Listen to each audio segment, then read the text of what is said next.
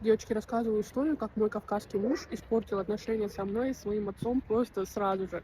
В общем, мы после свадьбы приехали жить в Сибирь, э, в общем, летом мы приехали на дачу, и, как обычно, вечерком натопили баньку, нарвали всяких свежих овощей, зелени и накрошили салат окрошку. Я думаю, что все знают этот салат, да, так сказать.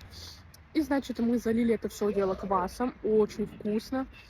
И у меня муж такой делает, ну, не глоток, а как бы кушает ложку, и просто: как вы это кушаете? Это же ужас! А мы это блюдо привыкли кушать, ну, каждый день почти, да.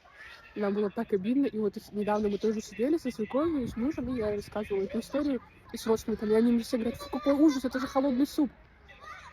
В смысле ужас? И вот у нас вот такие вот разные, как сказать, вкусы. Для меня тоже много их еда была непонятная. Например, вот это вот чуду с мокрицей, крапивой, диким луком, зеленым луком. Я думаю, блин, это у нас вообще сорняк был. Это мокрица, крапива, а они это едят. Здравствуйте.